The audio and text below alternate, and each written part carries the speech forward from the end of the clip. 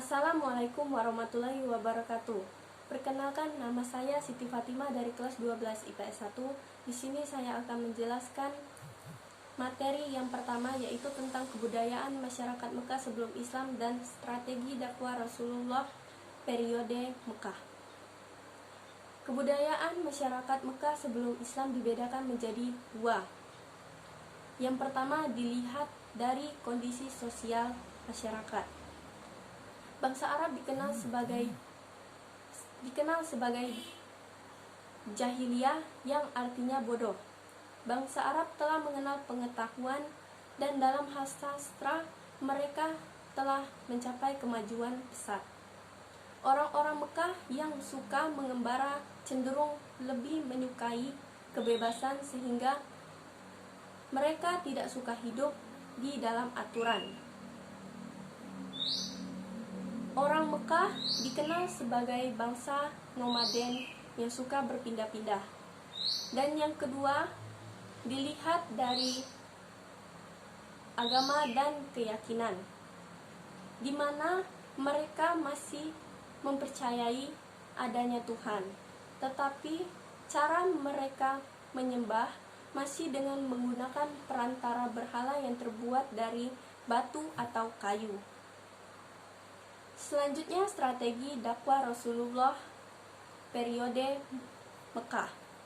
Periode ini dilakukan dengan dua cara, yaitu dakwah sirriyah atau dakwah secara sembunyi-sembunyi.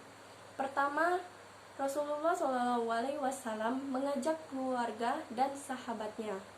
Beliau lebih dulu mengajak istrinya Khadijah, lalu sepupunya Ali bin Abi Thalib, kemudian mengajak sahabatnya Abu Bakar, dan lalu budaknya Sa'id bin Zaid serta pengasuh.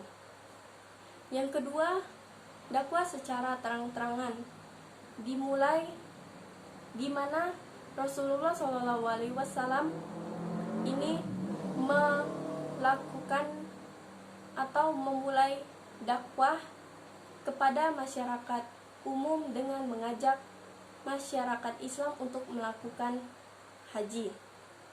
Materi yang kedua, yaitu peristiwa hijrah Rasulullah SAW dan strategi dakwah Rasulullah periode Madinah. Peristiwa hijrah Rasulullah SAW, perjalanan Nabi Muhammad ini dimulai pada tanggal 28 Safar.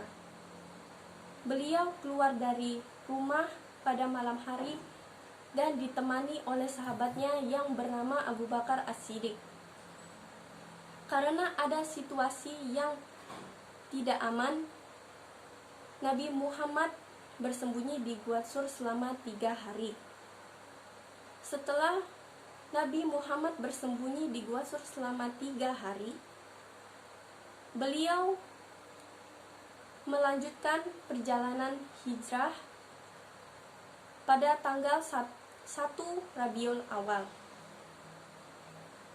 Dan kemudian Nabi Muhammad tiba di kota Kuba pada tanggal 8 Rabiul Awal, yang kemudian membangun Masjid Kuba pertama kali.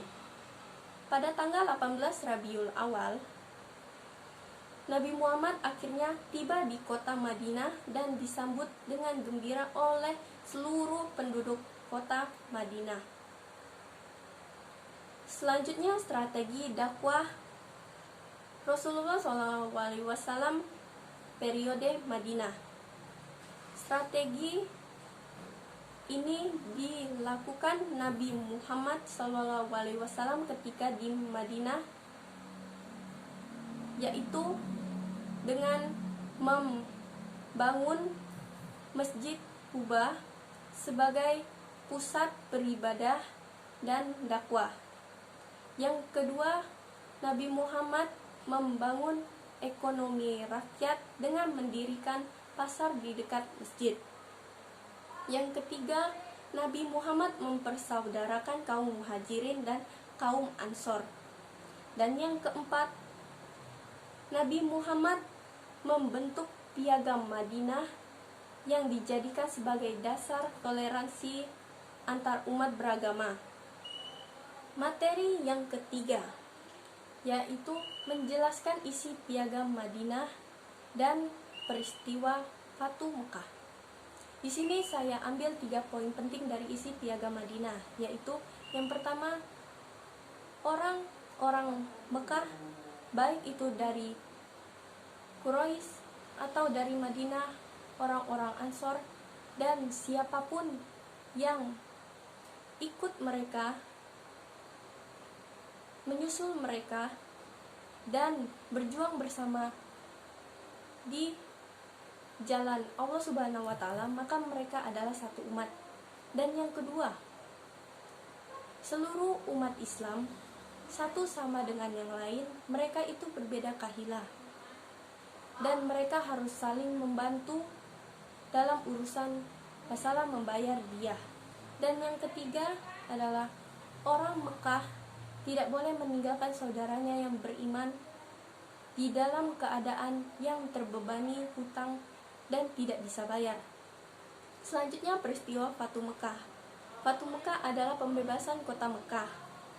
Fatu Mekah terjadi pada tahun tepatnya pada tanggal 10 Ramadan 8 Hijriah, di mana Nabi Muhammad bergerak dari Madinah menuju ke Mekah, yang kemudian menguasai Mekah secara keseluruhan tanpa pertumpahan darah sedikit pun, sekaligus menghancurkan berhala yang ada di tempat, di dalam, dan di sekitar Ka'bah.